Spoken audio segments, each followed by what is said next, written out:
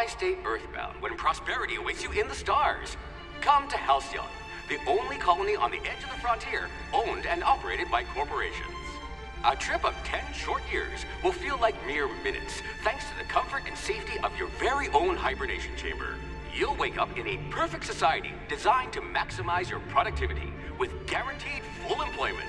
With only a minor term of service, you will become the master of your own destiny when you go out of this world to the Halcyon colony.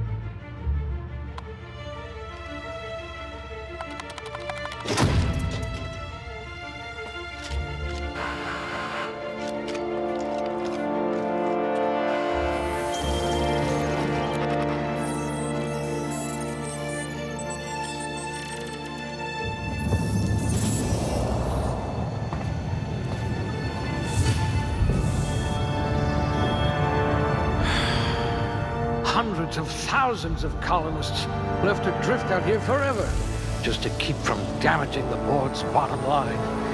Disgraceful.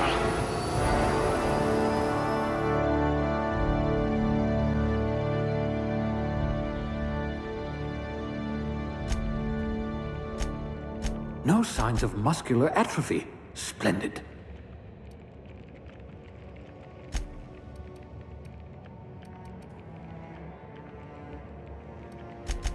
I wonder if you've ever considered a career in pictures.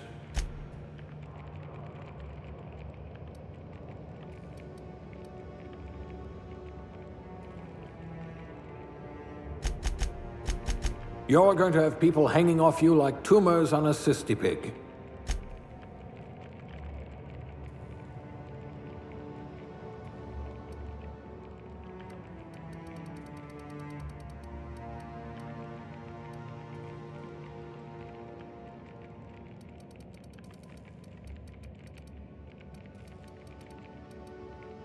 If we're ever captured, I'll let you do the talking. You would have made outpost administrator within a year.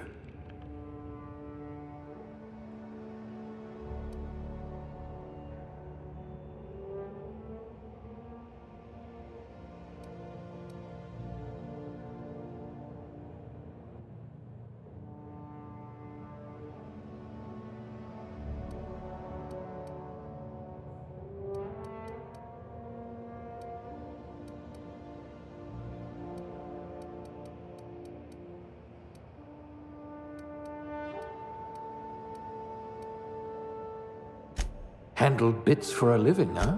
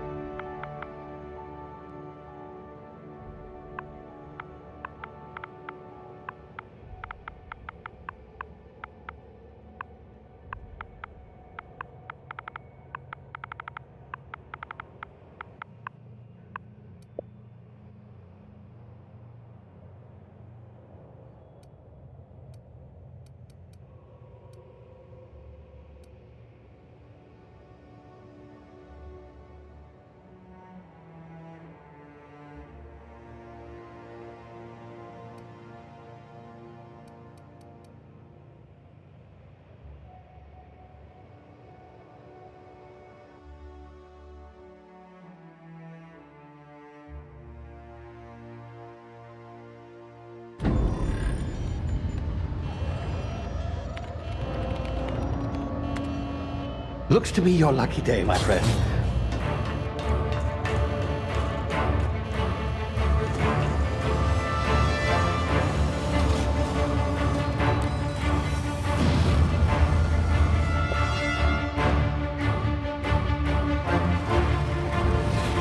Please power down your engines and prepare to be... Not likely, bootlickers. Initiate skip jump.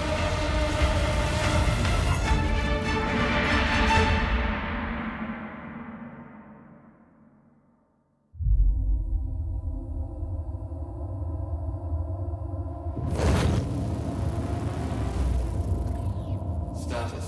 Structural integrity down 25%. Power levels down to 90%. Hip drive Shit. inoperable.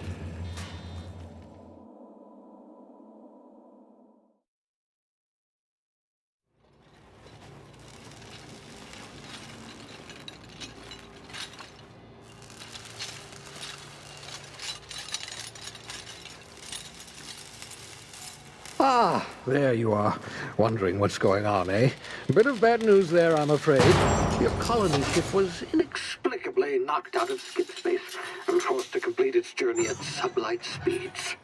This means that you and every other colonist on the Hope have been in suspended animation for 70 years, give or take. Normally, reviving someone after so long leads to some quite horrifying results. It's called explosive cell death, but it's really more of a liquefaction. Something wrong? Oh, yes, well, not to worry. I've pumped your body full of a special concoction I devised to keep you from dying so horrifically. Hopefully at all, but I guess we'll see, yes? Unfortunately, I used the last of my chemical supplies saving you.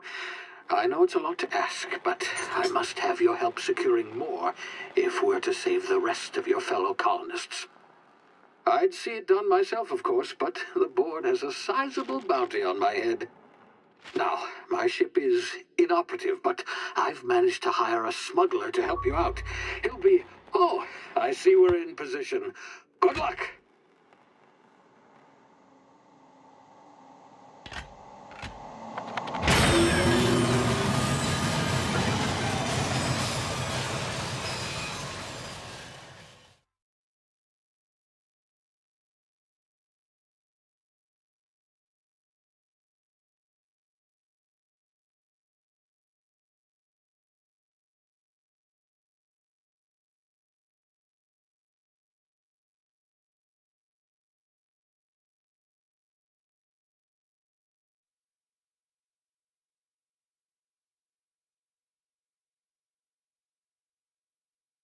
Can you hear me? Is this thing working?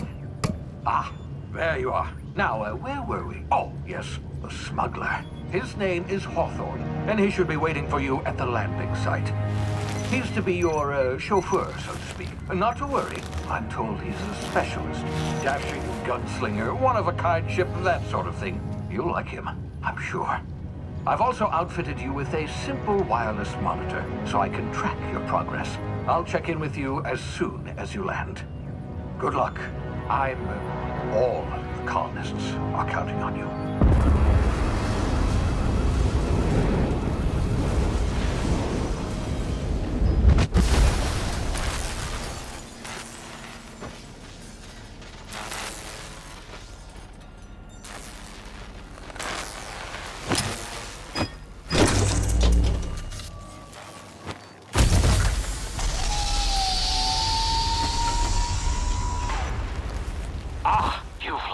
Good.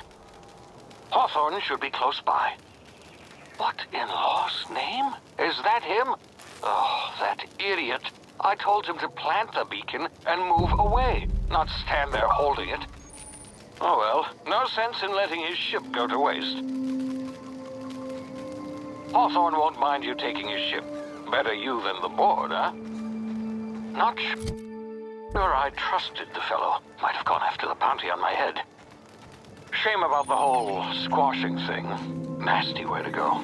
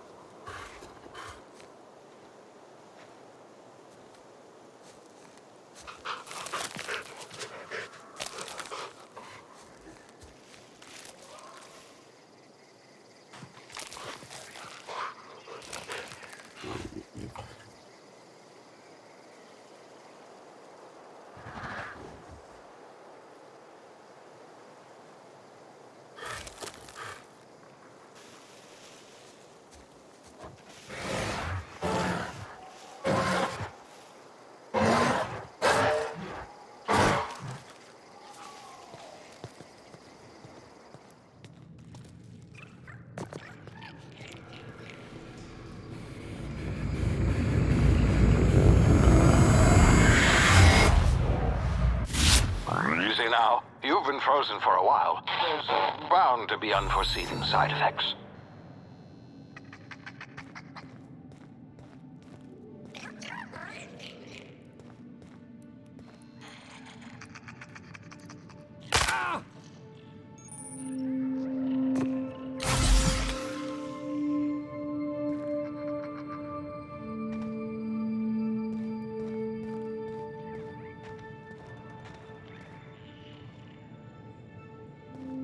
Hey, you, come here. You've tried the best now.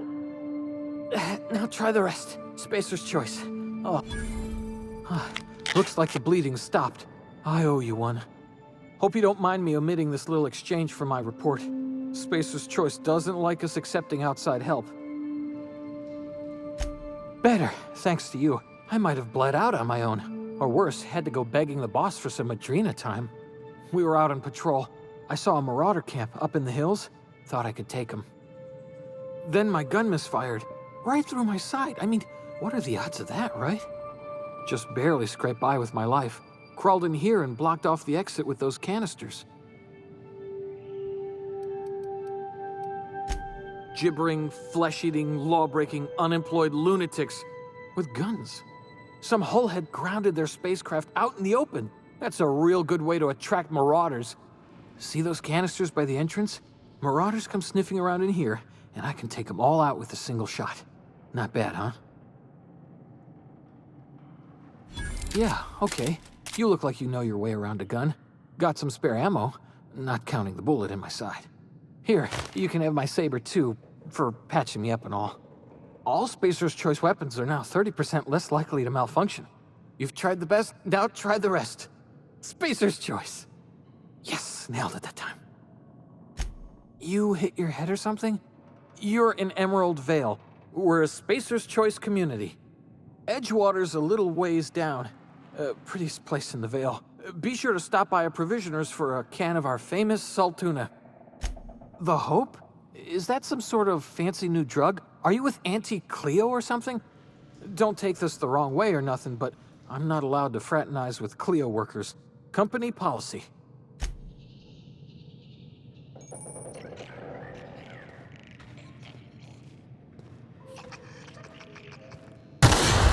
Damn it, my ears! Oh, what just happened? Can you hear me? What in the hell? This...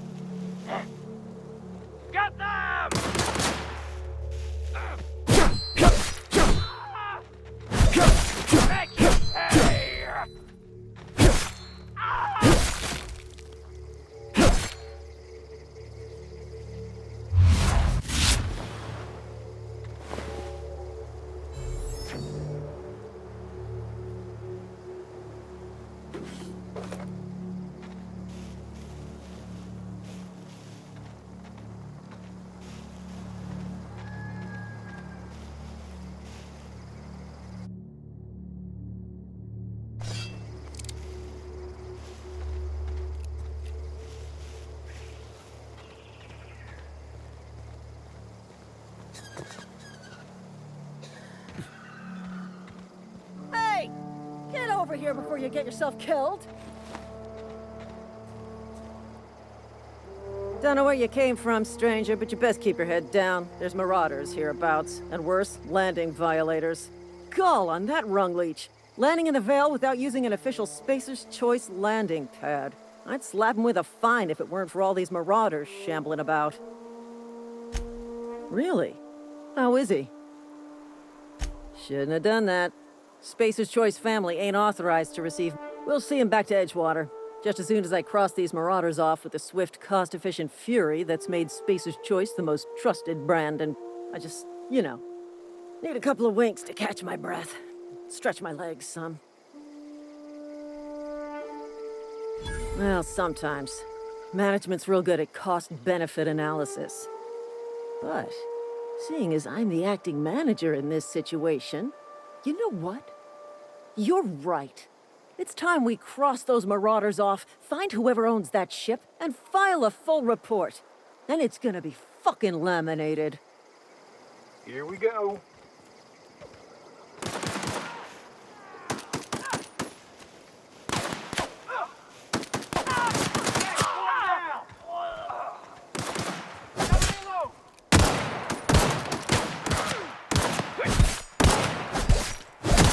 I just earned a fine bonus.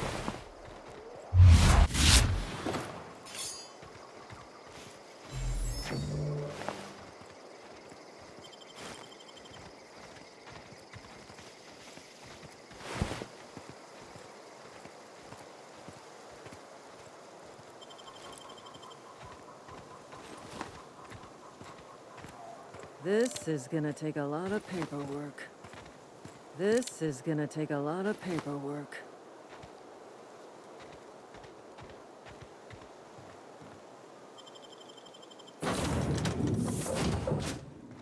Please be informed that this vessel contains no valuable plunder.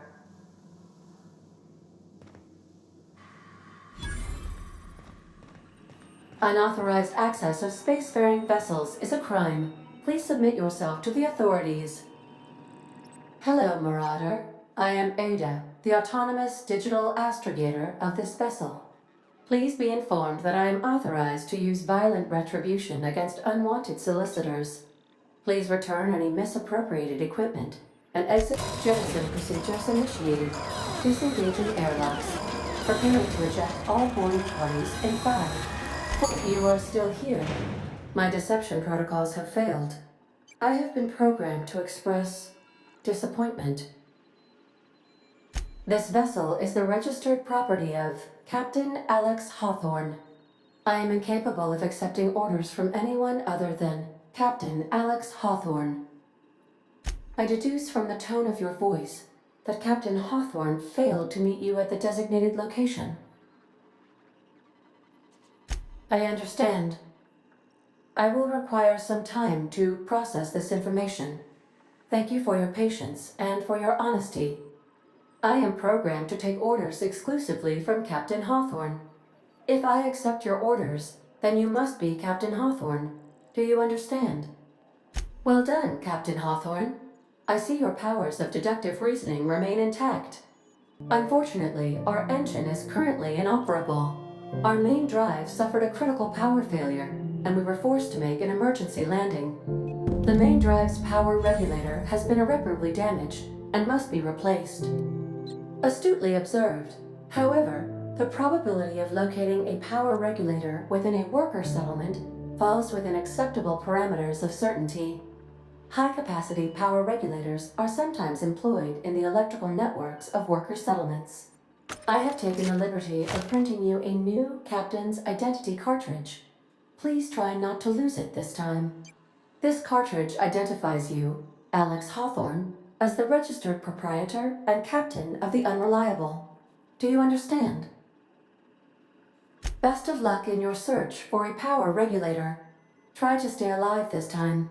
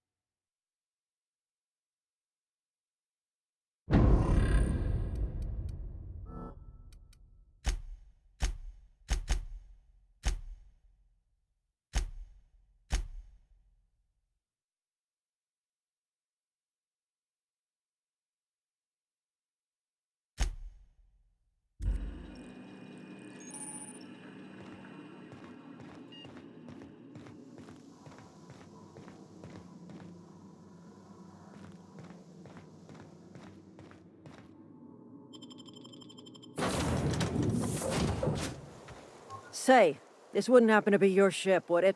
Because you sure walked in it like it was your ship. And if this ship is yours, well, mister, you owe Spacer's Choice a hefty fine. Afraid we gotta dock your pay. Yeah, fair point. I'll let it go this time. If you're looking to help us out with our marauder problem, talk to Constable Reyes over in Edgewater. Edgewater's not too far. Just follow the road east of here, over past the cemetery. Now, if you'll excuse me, I need to inspect the crime scene before I make my report.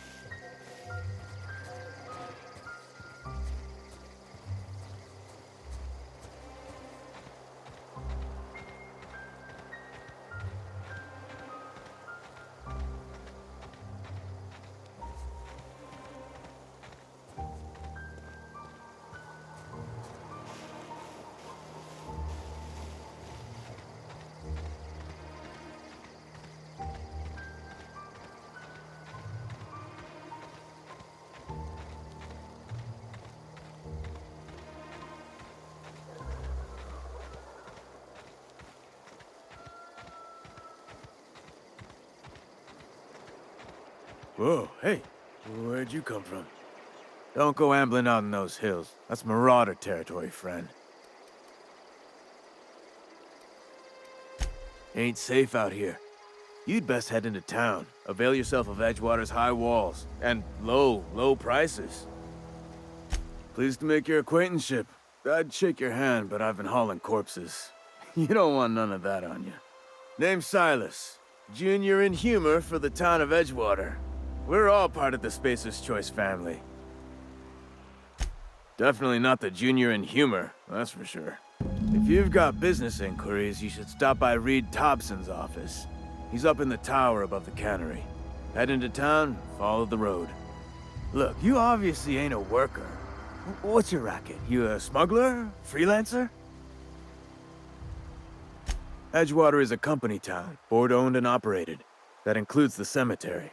None of us own our gravesites, we rent them from the company. Renting means money. Money means paperwork. Paperwork means signatures. Some of our families become a mite delinquent in paying their dues, you see?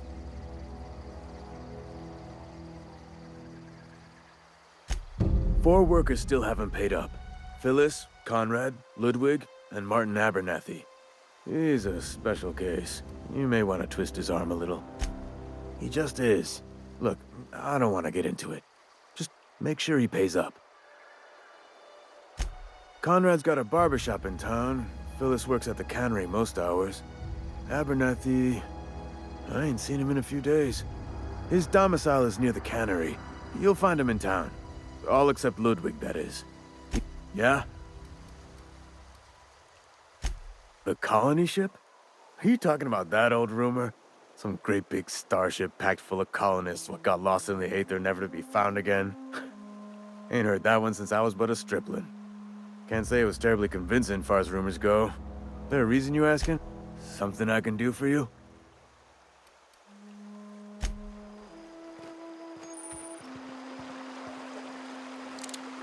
Huh? What? Beats working at the cannery. I could really go for some saltuna.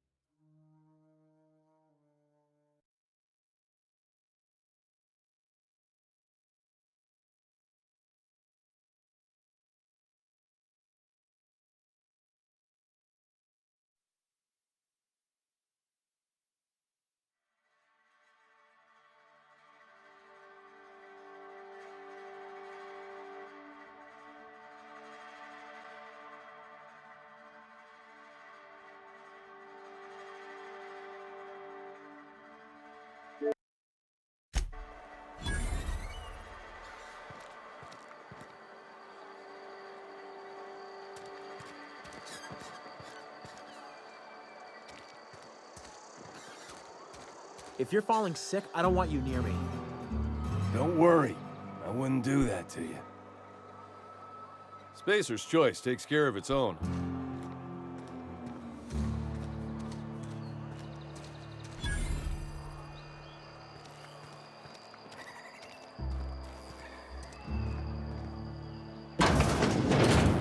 Yes, Mr. Thompson. I'm fine, Mr. Thompson. Never been healthier. Whoa, did Mr. Thompson send you? Well, you tell Mr. Thompson I'll be right at my post. Tomorrow. Bright and early tomorrow. You some sort of wandering alienist? Walking into a man's own domicile, pestering him about his mental state?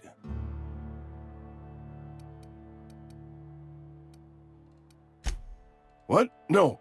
I mean, I might be. That depends on... Silas knows, doesn't he?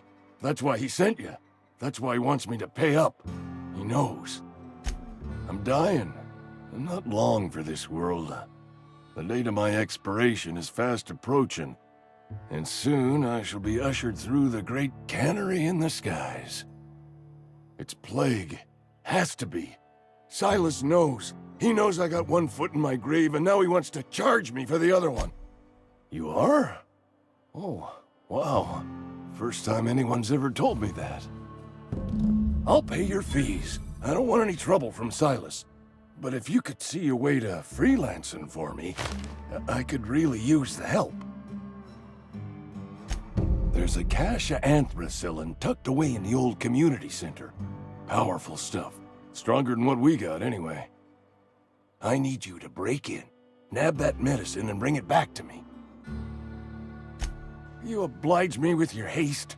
I think I feel the plague spreading. Oh, Law, it's in my spleen now. I can feel it. Just keep your head down when you're in there. Marauders have taken over. Probably tracking mud all over the archives. I know that, but I got nobody else to turn to. Reed would have wrote me up. Constable would have locked me up and wrote me up. Could have gone to see the good vicar, but I never did find my courage. You're making a mistake working for Abernathy. Excuse me. I'm Esther Blaine, Spacer's Choice Actuary. I overheard your talk with Abernathy. I hope you're not thinking about getting him that medicine. Abernathy is a well-known hypochondriac. Anthracillin is wasted on him. You're better off selling it to me instead. All I'm saying is Abernathy's worked in this town longer than some of us been alive. How do I put this gently? He's got a lot of cobwebs up in his attic. I probably shouldn't tell you. Don't want you implicated for what I'm trying to do. All right, here's a summary. A lot of sick people in this town, and we don't have the medicine to treat them all. Can't reach out to corporate without crossing a river of red tape, so I'm reaching out to you.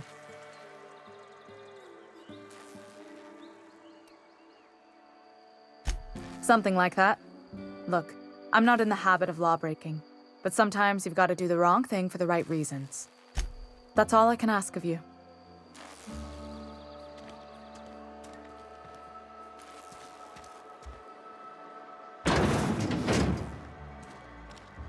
Sometimes I wonder what I'm doing with myself. Don't let the boss catch you saying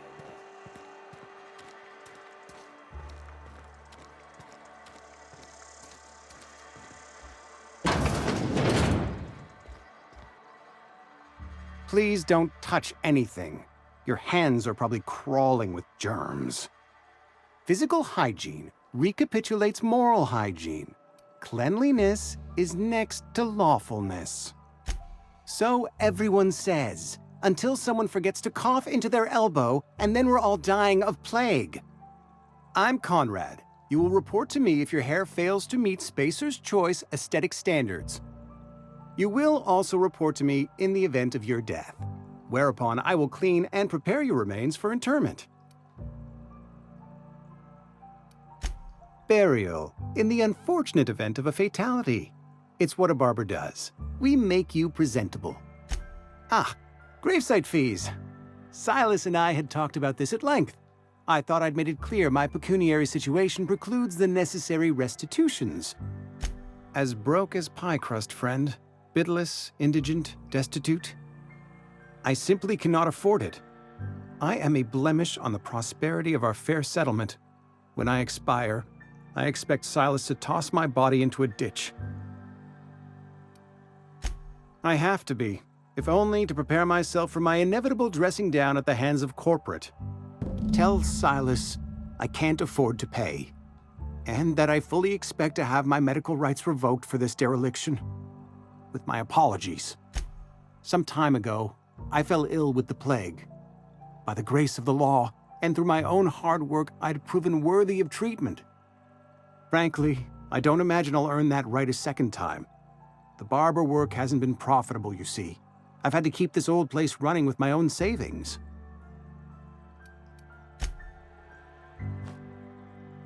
What can I do for you? Oh? Am I in the company of a fellow doctor? Experience was my teacher. Experience and... So, you want to be an embalmer, brochures 1 through 5, courtesy of the Spacer's Choice Department of Career Development. A ship? Dear me. You seem to have lost the ability to distinguish between reality and fantasy. This is what happens when you let your imagination run wild. I don't approve of fantasizing. It's a dreadful habit, corrosive to the mental faculties. You ought to let the vicar take a look inside. Vicar Maximilian, our man from the OSI, here to spread the message of scientism like a soothing balm upon a feverish head. Or so you'd expect. You'll find him in our local church, probably neglecting his duties. He doesn't seem to like us much. The vicar has not been with us long, and in his relatively short tenure in Edgewater, gives off the distinct whiff of superiority. Go ahead. The plague's come at us with a vengeance this year. Lost 6 workers in as many months. I wouldn't call them good workers, mind you. If they were any good, they'd have been treated. Still, it is a shame. Fever, chills, fatigue, aching, vomiting, an excess of phlegm, a tendency towards belly aching. Whatever it may be, I have developed my own palliative. Boiled canid liver and a splash of ethanol. Company policy, friend. We don't have enough medicine to treat all of us, so we treat the best among us. Mr. Thompson's brainchild. Have you met him yet? Thoughtful-looking fellow, stares out of his office most hours.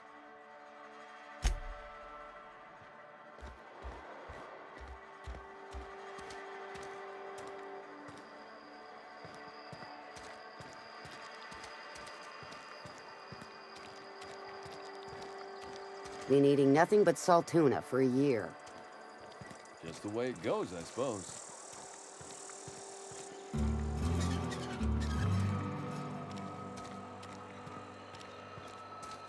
Hey, you hear about Wilson? Heard Marauders got in. Just between us, Wilson deserted. Lost his nerve. Ran off in the thick of night. You kidding? Damn. Always thought he was made of sturdy stuff.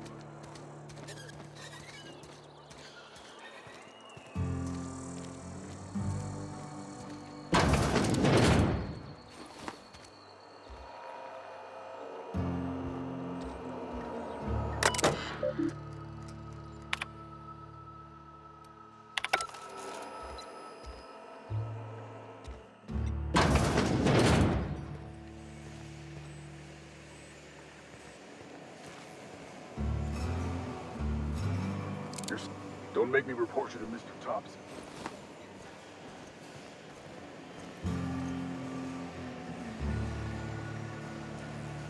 You the new worker? Whatever. Make it quick, Tenderfoot. I'm busy. Foreman Granger, mind those words don't come out of your mouth unless preceded by yes or right away or thank you. Shit. Silas still on about that. Here, take the fees. I'd appreciate it if you didn't tell Reed I was late on my payment. Because they're not my fees and not my gravesite. Guy I worked with shot himself. I paid the bill. I could do without the sarcasm. Wasn't acting out of the goodness of my heart. Law requires delinquent gravesite fees to be paid by the deceased party's closest living relative, which meant me. Shame, though. Eugene was a good worker. Woke up one morning and put a round through his upper story. Can't imagine why. The kid was doing all right at his desk. We all thought he was an upstanding receptionist. Just between the two of us, I'm pretty shocked his weapon didn't misfire. Spacer's Choice handguns aren't the most reliable. Eugene wasn't family. Yeah, I was the closest living person relative to his body at time of death. I'm the one who found him, you see, so I pay the fines. Suicide's a crime. The legal term is irreparable damage to company property. What Eugene did to himself was vandalism. I'm plenty serious. In fact, I'm a little upset Eugene didn't think things through. In other words, Edgewater would have been penalized pretty hard. Whatever Eugene was worth as an asset, we would have had to pay out of pocket to Spacer's Choice. Well, excuse you. I'll have you know, Eugene was an asset to us all. May his atoms be commended to the law. All I know is Silas asked me for Eugene's gravesite fees, which means he was approved for burial, which means his papers went through, which means the town's in the clear. I'm just glad to put this whole ugly affair behind me. Eugene can rest his bones in peace, and the rest of us can get on with our own lives.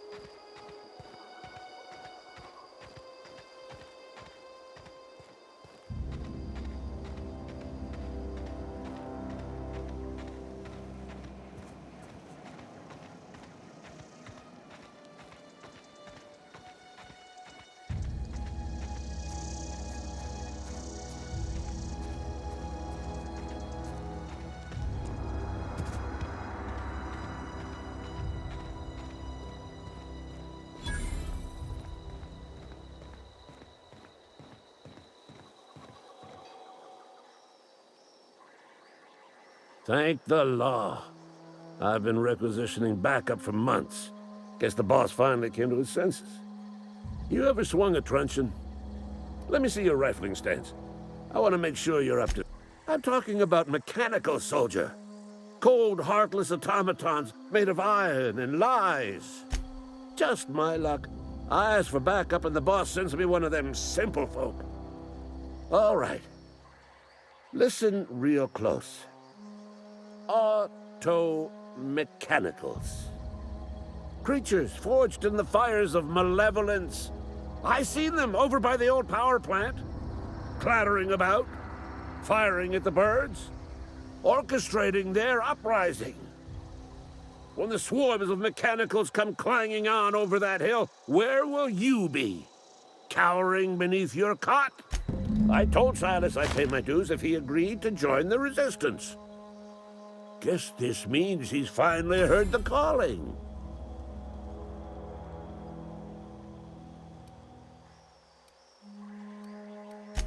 Go on. You ever seen the way a mechanical just stands there? Just looking at you, scanning you with its murderous oculars.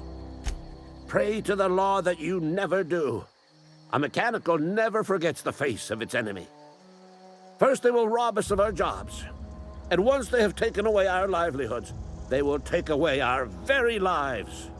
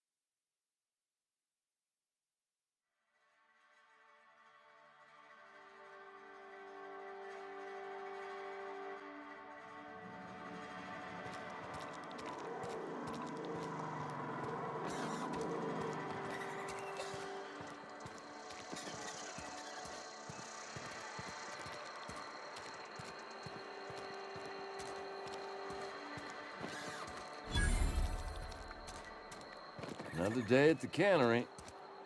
Don't go knocking your work.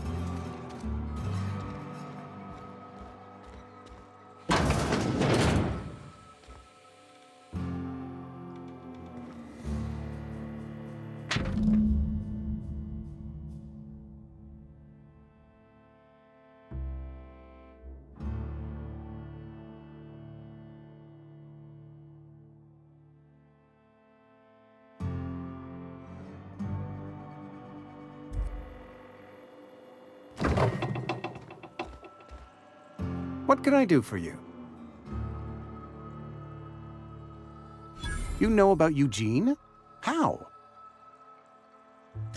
Then, you know Phyllis suggested selling off Eugene's gold teeth. I didn't approve of the idea then, and I don't approve of it now.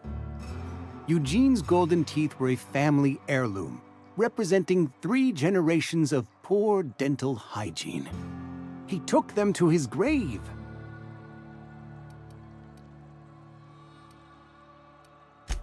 More than a few. Those teeth were his personal savings. I can't ask Silas to dig up a man's body and pry a few teeth loose from his jaw just to pay my bills. Can I? The good Vicar Maximilian and I have never quite seen eye to eye, but your point is well taken. Here you are. Gravesite papers affixed with my signature and an IOU. Eugene was not a suicide. He put a bullet in his brain, yes, but that's largely a technicality. I was the one who prepared Eugene's body for interment. I discovered symptoms of the plague on his corpse, and I discovered medicine in his pocket. Lots of medicine. Eugene overdosed on adrenatime, which is known to cause psychosis and paranoia as possible side effects. The paranoia drove him to take his own life. It's a miracle of bureaucracy. If Eugene's death were filed as a suicide, we'd all pay the price for his crime. We can all thank our lucky stars that young Eugene was hopped up on medication and suffered its predictable side effect. I included it all in my official report. I'd like to think I saved Edgewater a great deal of money. We never could have paid the fines associated with a suicide.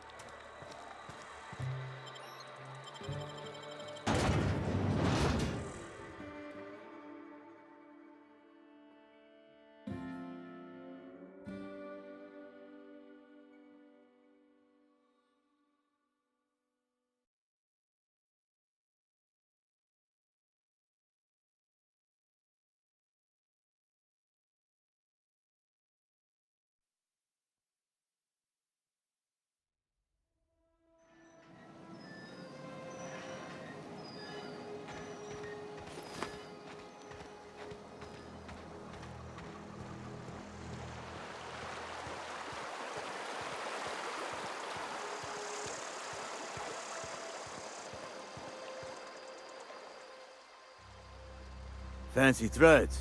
That some kind of hibernation suit? You run into any trouble? Reliable work from a freelancer. That's gonna take some getting used to. And I'll buy you a drink sometime. Suppose you've earned it. One good turn deserves another.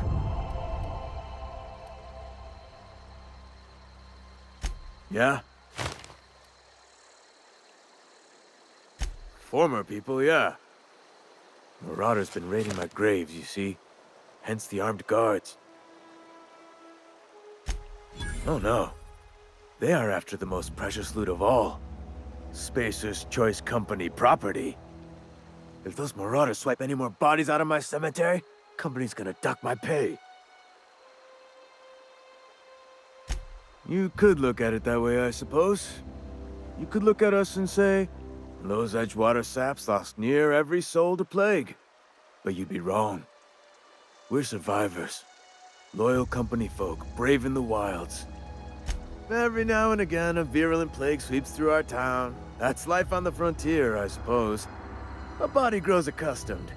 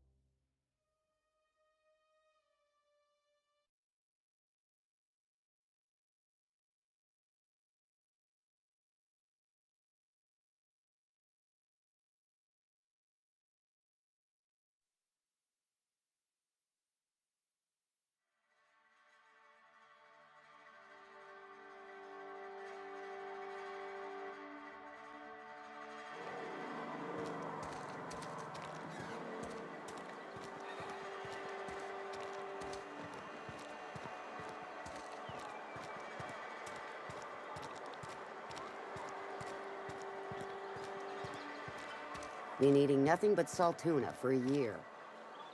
We should keep our voices down.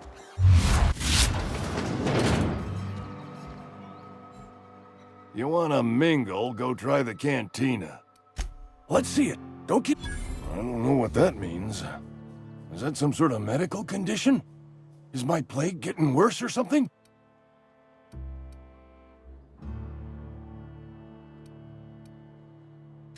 Are you out of your mind? You're just gonna hand that over to Reyes? You know she's just gonna give that medicine to someone younger and stronger and prettier. You wanna mingle, go try the cantina. Sweet life-giving nostrum. The first hit's always... Scratch together all the bits I had around the domicile. It ain't as much as you deserve, but you're wringing the blood out of me. Here.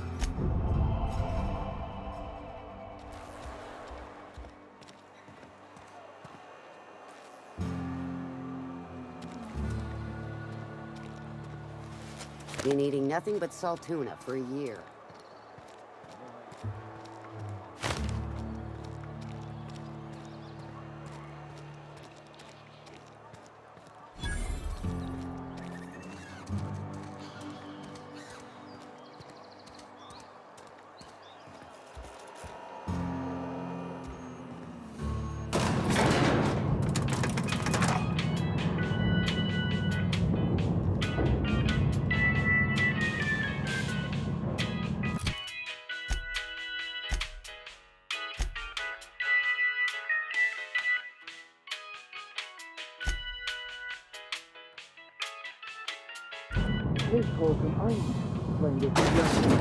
The grease monkey, Argo? Seems we've got a guest. Really now, Parvati, I do wish you'd spoken up. I do apologize. I was given no forewarning of your arrival, or I might have welcomed you at the gates myself. I'm Reed Thompson, Outpost Administrator. I cannot help but notice you are not in uniform. Shirt, pants, work boots, company-approved colors. The, honorable apparel of a loyal worker? Yes, so it dawns on me. Seems I allowed my excitement to run away with my wits. Only regulator we got is hooked up to the town transformer. Mr. Thompson ain't liable to be keen on dismantling it. I beg your pardon. I am most emphatically not keen on any such thing. I can't let you have our power regulator. But I happen to know of another one. And I happen to know exactly how you may retrieve it without frying yourself in the process. Oh yes. Saw someone put his hands on a regulator while the power was running. His legs were still twitching when we buried him. There's a power regulator in the old botanical lab. It's mostly abandoned, so all that power is being squandered. Go down to the geothermal plant. Reroute power from the botanical district over to us. Once their power shut down, I was not entirely sure how to tell you this. The botanical labs are not legally inhabited, but there are people who live there. The people living in the botanical labs, they're deserters, former workers. I need them back at their posts. I need them to come home. My hope is that by cutting off their power, you will convince those deserters to come back to town. Before you go to the plant, I want you to stop by the botanical lab. Speak to their leader, Adelaide. Tell her the power's about to go, and that it's time her band of deserters came back to town. My dad told me all about the plant. Taught me all he knew. I could come in useful. I mean, if that's all right with you, Mr. Thompson. Sir. I hesitate to part ways with Miss Holcomb, but I cannot deny that she is talented, and may prove useful to you. You will need an administrative passcode in order to enter the plant. I am trusting you with mine, and trusting Miss Holcomb to guide you if you'd like. Great! I got my wrenches and diagnosticators and hairpins and engine tape, so I'm all set. Well, I am glad to hear that. Best of luck to you, and thank you again for your help.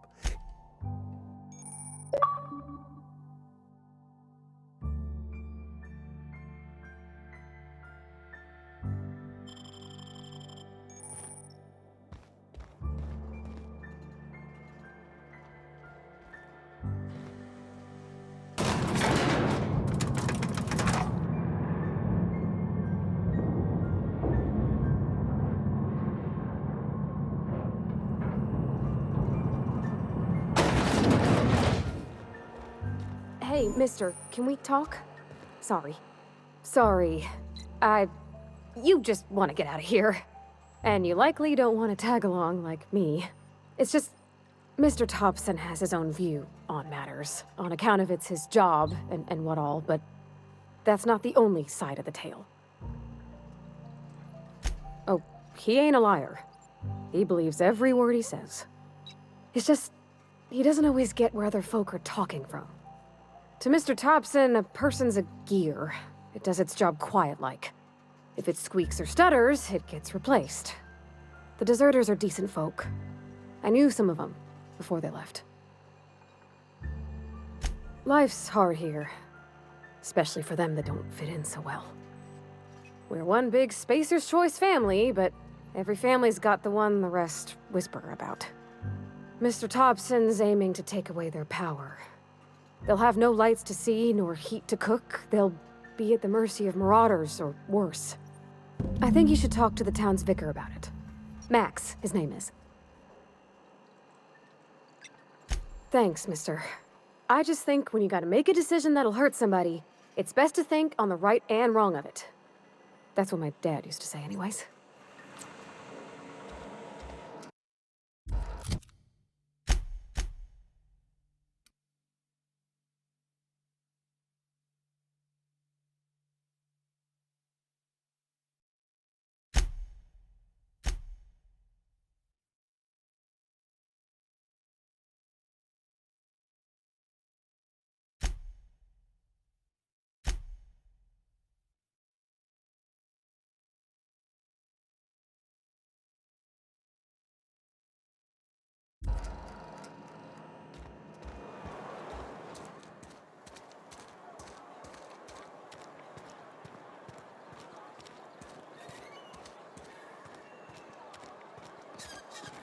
I'm sorry. I'll just be a minute. You had a minute. Next one.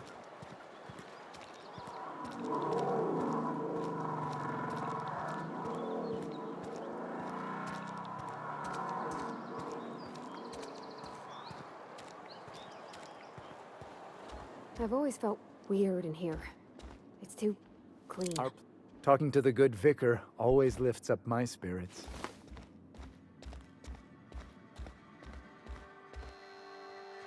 Yes, what is it?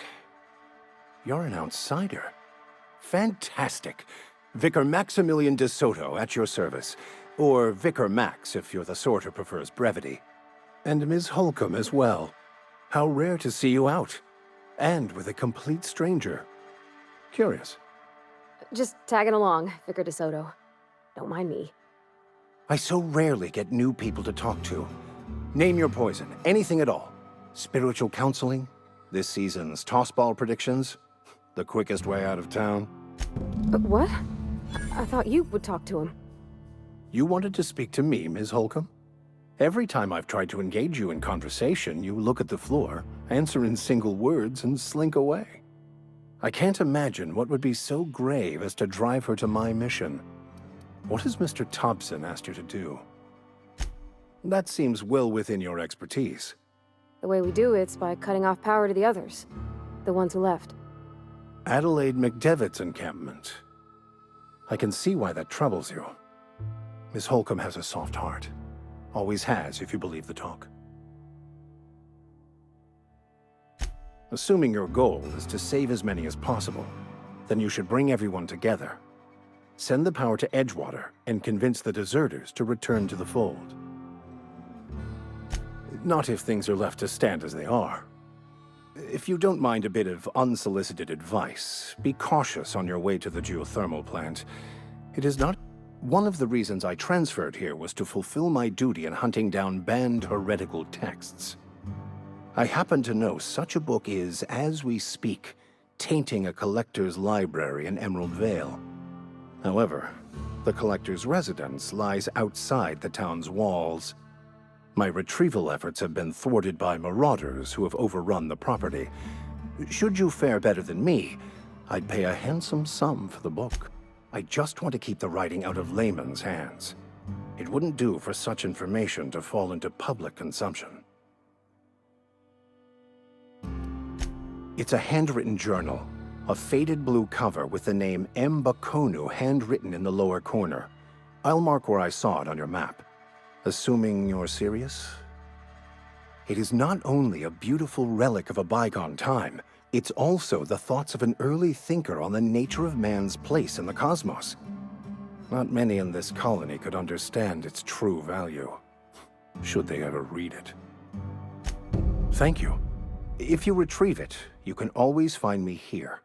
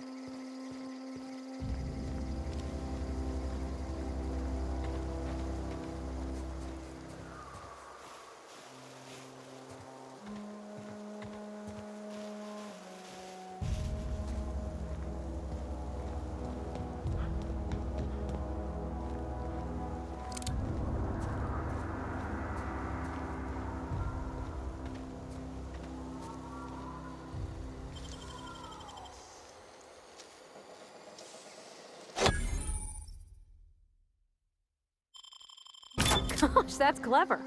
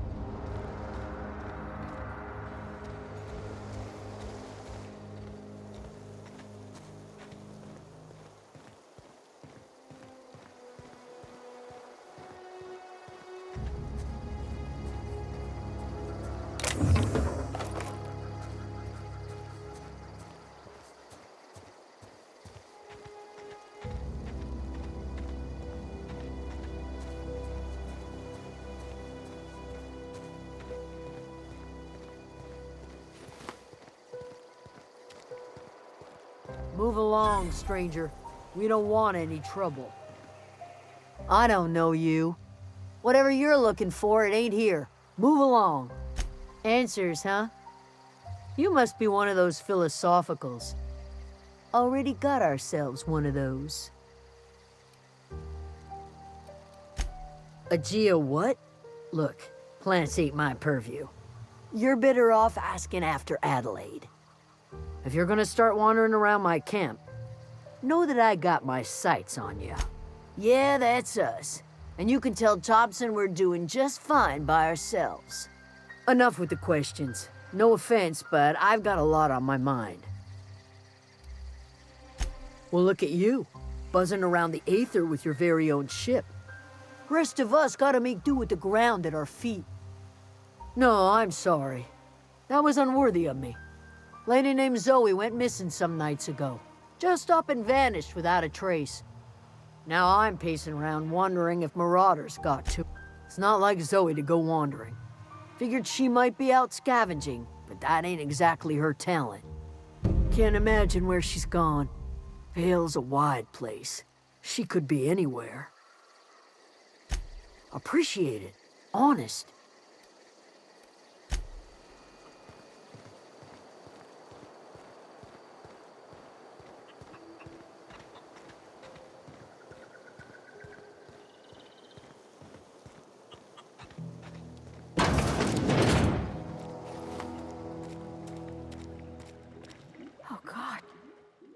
If you're hungry, there's meat turning on the spit outside. If you're bearing illness, find a place to lay your head down and I'll fetch you a poultice. Whatever your troubles with Edgewater, leave them at the gates and be welcomed here. And I have been called that, among other things. Green Thumb, grandmother, the strange old lady who keeps flowers. But yes, Adelaide will do just fine. Excuse me, Miss McDevitt? Sorry, it's just... You got such pretty trees in here. Why, thank you. You're Robert's girl, aren't you? I remember when you were but a sprout. Thomas speaks of you often. Are you staying long? You should try some of my tobaccorn tea. I brew it in an old spittoon, but it's been cleaned. Reed Thompson? You here on behalf of that cold-eyed reptile? Let's hear it. What's Reed's idea of peace, then?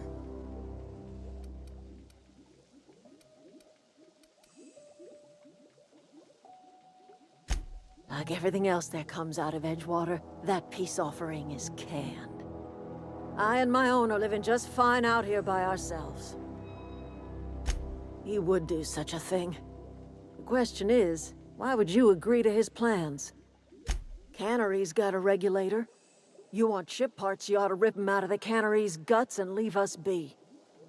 If you're going down to the plant, you should divert power away from Edgewater and toward our end of the grid.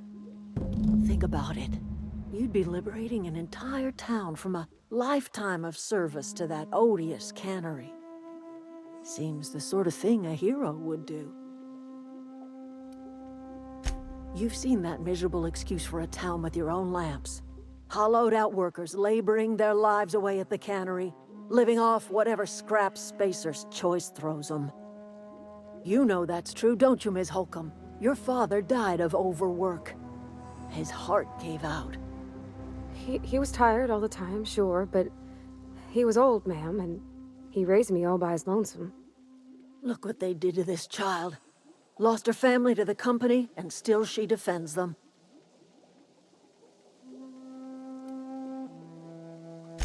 I'm all right. I ain't so fragile. That was unkind of me. I'm sorry, dear. Life in Edgewater grinds to a halt. The cannery shuts down, workers desert in droves, and our own little camp grows and thrives. You bring power to Reed's town and you'll be killing us.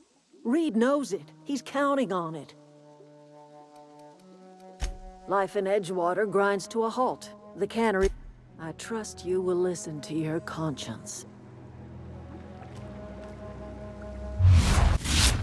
Yeah, huh? That's on account of how I never met her. She was in another division of the Spacer's Choice family. She worked in the Vale a few months, sorting the cannery computers. Her contract said any kids she had, expected or not, belonged to her office from the time of conception. So when I was born, I got sent here.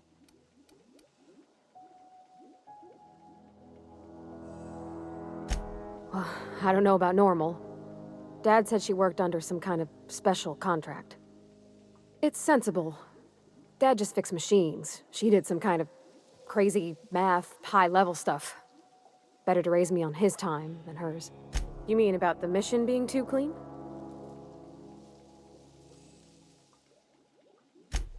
I know, but Vicker says the universe is a machine, that it runs by law. Real machines have gunked up oil, scratches, and worn bits. You can tell they've seen handling, been used by folk. The machine Vicker sees is one ain't never been run. It's not for people to live in. It's something on a museum shelf, under glass. It just comes off cold to me is all.